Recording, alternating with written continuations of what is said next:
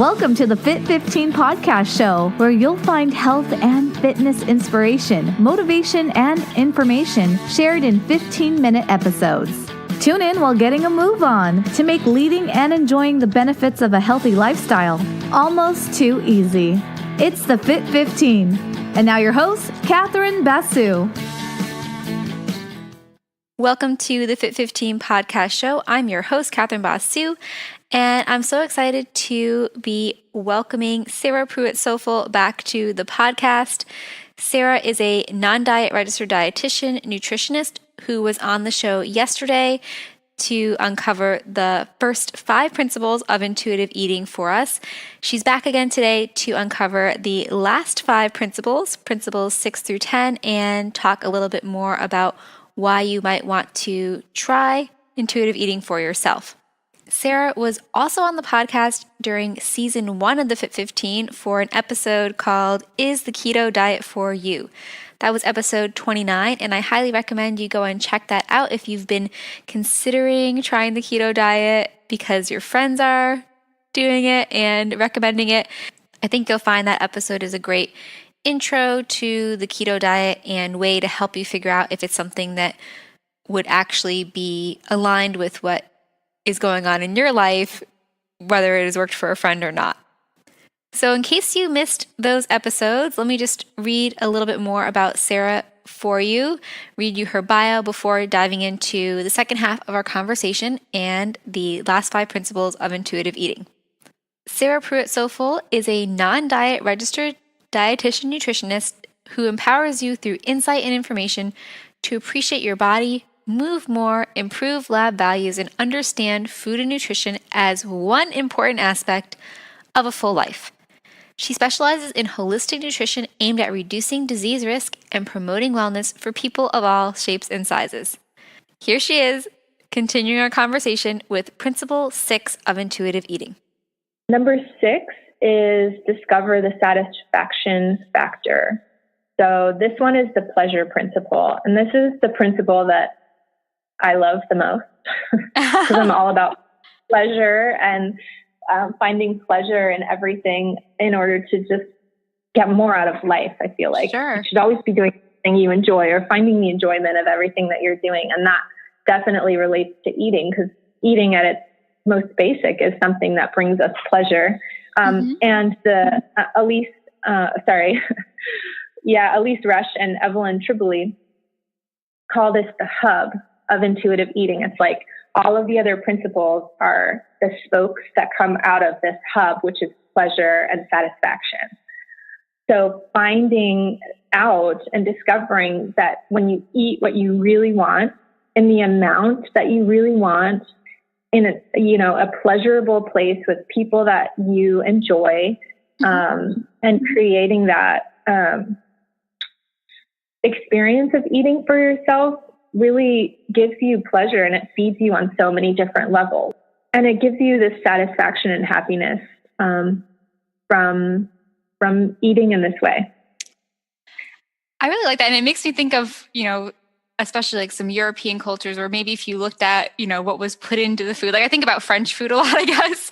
Like there's maybe a lot of butter, and you might think, how could they be eating this way and, not, gain a lot of weight, but they take great pride in their food. And it is more of that experience, that pleasure experience, versus how we often eat here in the US, where we're rushing, we're just grabbing something and going, and we're not doing it for pleasure at all, or taking the time. Yeah. Well, we're obsessing about our weight all the time, but you have to put weight on the back burner as the first step in order to really enjoy the food. I mean, I wonder how many people around the world really obsess about the number on the scale. Right. That totally detracts from your pleasure. I don't think you can enjoy anything. And if you have that nagging in the back of your head and those voices saying, you can't eat that. But yeah, so really taking the time to enjoy your food and enjoy the company, it totally changes and it reinforces all of the other principles of intuitive eating. It makes it, sustainable for the long term, because you're feeling pleasure when you eat. So that's a really amazing thing to feel. I know a while back I'd come across some research that was talking about, if you're feeling guilty when you eat versus enjoying the same food, your body actually will metabolize it differently. So if you feel guilty, you'll actually retain more of the calories versus if you weren't feeling guilty. I don't know if you've seen anything like that or have anything we could refer people to. I don't know. I don't know if that's helpful or not, because it's still talking about calories and you're thinking, oh, I'm stressing, so I'm going to take in more calories now, blah, blah, blah. Right. Yeah. I mean, I think like lowering your stress anytime that you can and lowering your cortisol levels helps you feel more relaxed about food and not worrying, am I eating too much or whatever that means. Mm-hmm. Yeah. Got it. That makes sense. Mm-hmm. So I definitely like that one. Number 6. What's number 7? So coping with emotions without using food. Mm-hmm. Learning how to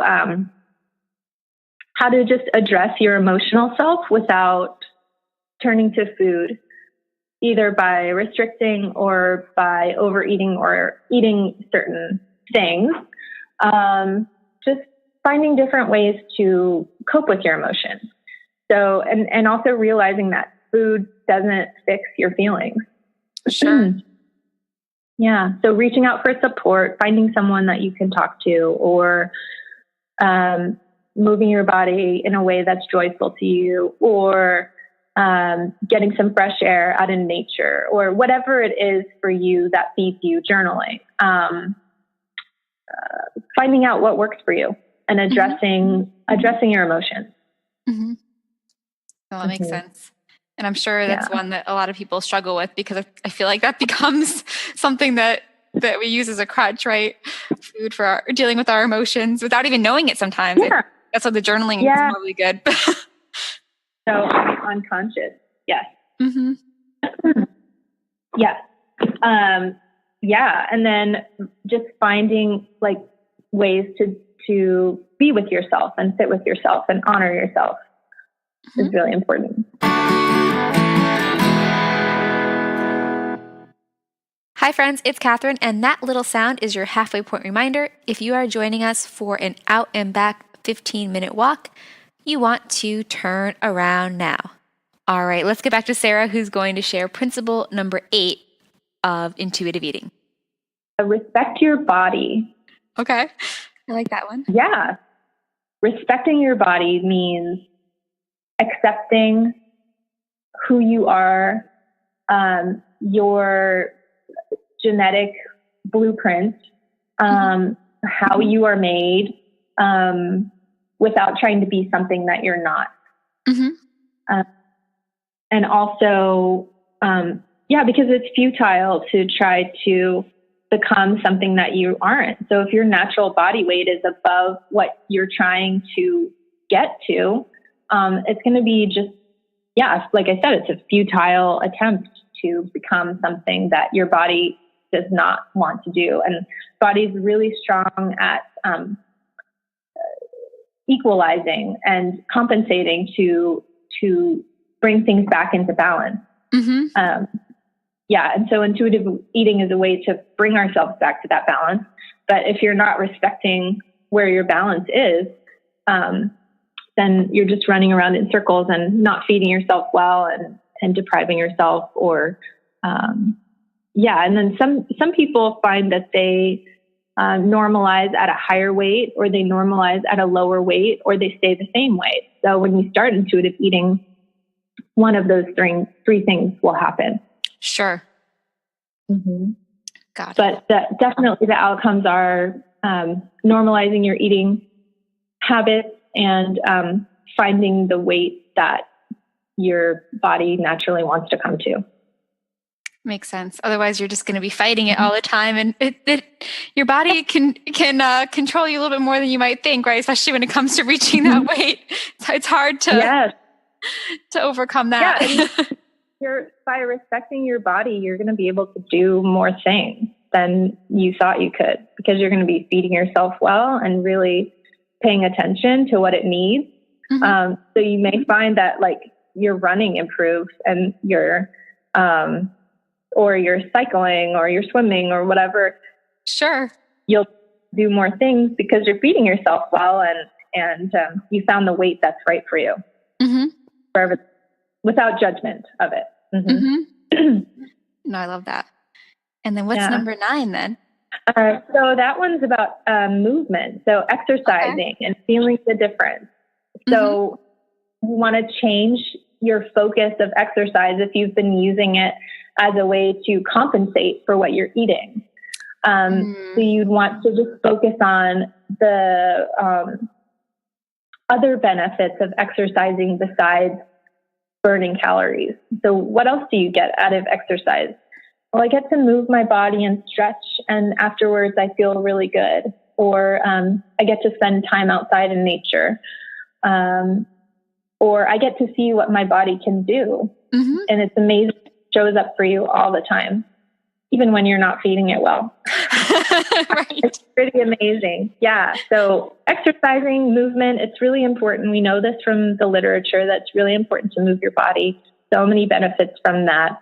And your blood levels of, your triglycerides and your cholesterol and all of those cardiovascular risk factors.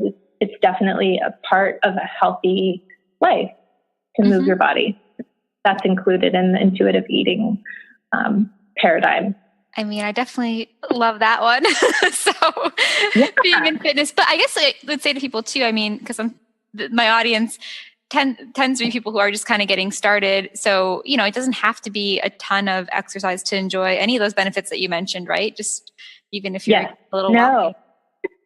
15 minutes a day or whatever you can get to, or just stretching has benefits, or even just taking a mindful moment to stretch your feet while you're sitting at your desk. It doesn't have to be crushingly hard, or where you're being so brutal on your body that you're sore the next day. Sure. To honor and respect yourself. Love that. And then number 10, what is that one then? After the exercise, next 10. So this was specifically placed last in the book because all of the other principles really need to be in place, or else intuitive eating can become more of a diet. So it's gentle nutrition, honoring your health with gentle nutrition. Having a nod to the kinds of foods that generally increase your health and reduce your disease risk, but also make you satisfied. So there, you've heard the Michael Pollan eat food, not too much, mostly plants. Sure. Recommendation from the omnivores dilemma. Well, they changed that to enjoy eating food, mostly what satisfies you, not too much and not too little. I like that. So kind of eating mostly what satisfies you. And for most people, when they start eating intuitively, over time, after they've given themselves unconditional permission to eat whatever they like, they find that they're eating a greater variety of things with a greater nutritional impact than just eating diet foods or certain things that they allow themselves to have, and sort of find a balance with eating fun foods or dessert type foods, or maybe find that the dessert they thought that they liked the most, they actually don't really like as much once they give themselves permission to eat it and they don't feel guilty about it. Oh, that's interesting. Because one question that I definitely have people ask me when I have talked about intuitive eating, and maybe you could answer, better is, once you go and do that and try to eat intuitively, does that mean that you're going to just, eat donuts all the time or ice cream all the time? Or, how does that change happen? But I guess, Yeah. If you're eating donuts and ice cream all day, how would you feel? Probably good for the first day or two, but then maybe not. Yeah. that's the whole idea. Like, well, if you've been restricting ice cream for a long time, it might taste so good, but after you give yourself permission to eat it, breakfast, lunch, and dinner, you might find, oh, geez, actually I'd like to have like an apple with some peanut butter in the afternoon. And then, I'd like to have some protein with my dinner and some vegetables because when I go for my walk, I actually feel like I have more energy. Mm-hmm. So, so that's but then there's also times where you go out and you're like, oh man, like fried chicken and biscuits actually sounds really good right now. Like I'd really enjoy having that. So, or whatever it is, some you might find that you crave salads because now you can have your cheese and your salad dressing on it and it tastes delicious, or, whatever it is. But we have to stop like with the diet mentality with good foods and bad foods. If they're all the same, and you're just paying attention to how it makes you feel, then you'll find that you're eating a greater variety of things. Usually that's what happens. Got it. And I know we said it's not a diet, but does intuitive eating make you lose weight, gain weight? I know, and we did mention this a little bit going through the principles, but just to give people a summary of that, because I'm sure it's on their minds. Yeah, like if it'll make you lose weight, or what's the point if it doesn't make you lose weight? Sure. Yeah, so the point is to have a better relationship with your body and your mind. And some of there's been a lot of research on intuitive eating, and they found in lots of studies, I think there have been over like 200 studies on intuitive eating, but intuitive eaters generally have lower body mass index.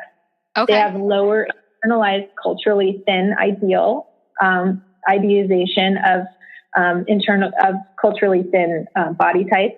Mm-hmm. They have lower triglycerides, lower disordered eating patterns, lower emotional eating, and lower self-silencing. So they don't suppress their thoughts and feelings and needs. Mm-hmm. And then intuitive eaters also tend to have higher self-esteem, well-being, and optimism. They eat a greater variety of foods. They appreciate their body and accept it. Generally have higher HDL, and have better interoceptive awareness, which means knowing how you're feeling in your body and recognizing internal signals like hunger and satiety, but also just how you're feeling, if you're feeling anxious or tired. They have greater pleasure from eating, and they're greater at coping proactively. So those are all the benefits of following this. It's just more normalized, I guess, not obsessive or compulsive. It seems like it's helping to promote your health from what we want to get out of focusing on what we're eating, which is just some of those lab values, right? Like things that you mentioned, but then also your mental health and, your physical health too, if you're incorporating movement into it. So I like this. Yeah. Yeah. And also just like honoring your body type and who you are. Like 95% of us are never going to look like Tyra Banks in a swimsuit. Right. We're just not, we don't have her body type or her genetics. So we need to honor who we are and say, like, beauty is not defined by an advertising executive from 1950. Right. Like, it's defined by me on my terms, and I think this is beautiful. And appreciating other people's beauty can often lead to appreciating your own beauty. So, even if you don't feel perfect in your own skin right now, holding on to the possibility that you might feel that way in some point, and then appreciating other people's bodies and the diversity of bodies and beauty. But those benefits that you get from intuitive eating are so infused with like the truth of what real life is like, that beauty is all around us in many different forms and varieties, and it's not dictated by the dominant culture. Sure. And I mean, we were going to talk about this, but I think you've definitely made it obvious, we were going to say, why is it important to promote this way of eating in children? And I think for all the reasons that you mentioned, we want our children to question some of those paradigms in society, or what we're taught. It breaks my heart when I see moms saying, no, don't eat that. There's too much sugar in that, or whatever. And just setting them up for, depending on your child's disposition, setting them up for dieting for the rest of their lives. Right. And if you're a mom who's dieted, you know the angst of that dieting lifestyle. So we don't want to pass that on to our kids. We want them to appreciate their own bodies for who they are and to grow into the body that's right for them. Mm-hmm. So there's different ways to do that. And I definitely work with that in my office in Redondo Beach, just helping moms and dads figure out a way to feed their kids that helps them to become intuitive eaters, so that we can help them to cope with the world and also understand their own hunger and fullness cues and not be so externally regulating them. Sure. So Sarah, you have a ton of knowledge on this topic. You run workshops from time to time. How can people follow you? I'll put all this in the show notes again, like we did last time, but just to give people a chance to hear it first. Yeah, so I'm at souflnutrition.com, SOUF as in Frank, L as in Larry, nutrition.com, and then also at Soufl Nutrition on Instagram. So you can follow me on there. Awesome. Well, thanks so much, Sarah. It's been really fun chatting with you again and learning more about intuitive eating. Yeah, thanks, Catherine. I really appreciate the chance to come on the show and speak with you and your listeners. Thanks so much. Yeah, you're welcome. Thanks for listening to the Fit 15. For show notes and more, visit fitarmadillo.com/podcast. See you next time. Hi friends, it's Catherine. I hope you enjoyed this episode of the Fit 15 with Sarah. Wanted to remind you that Sarah was also on the podcast yesterday for episode 101 to talk about the first 5 principles of intuitive eating. So make sure you go back and listen to that if you missed it. And she was also on the podcast during season 1, episode 29, Is the Keto Diet for You? I hope you get to check out both those episodes and that you'll subscribe to the podcast so you never miss an episode and get to hang out with me and my awesome guests 5 days a week. Thanks so much for listening. And if you subscribe, I will chat with you tomorrow. Bye.